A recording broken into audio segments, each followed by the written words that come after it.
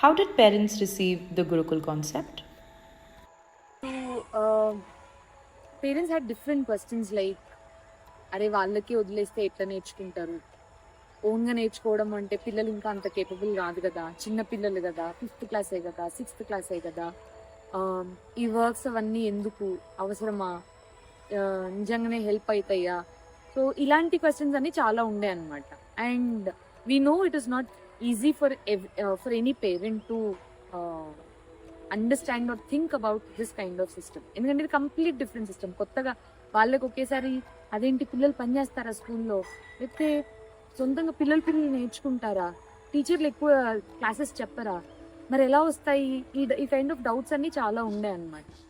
So now after 1 or 2 years recent interactions పేరెంట్స్తో జరుగుతున్నప్పుడు వాళ్ళకి ఏముంది అంటే, సో ఏదో ఒక దాంట్లో there is a lot of improvement.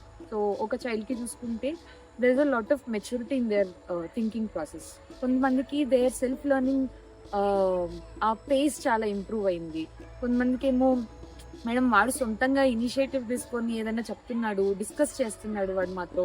ఎప్పుడు అసలు అంతకుముందు ఏదో స్కూల్కి వెళ్ళాడు వచ్చాడు టైప్లో ఉండేది, బట్ ఇప్పుడు he is discussing things with us. So ఆ కైండ్ ఆఫ్ అండర్స్టాండింగ్ అంతా ఇప్పుడు వస్తుంది. And I think it will take 1 or 2 more years for everyone to understand what this Gurukul system is.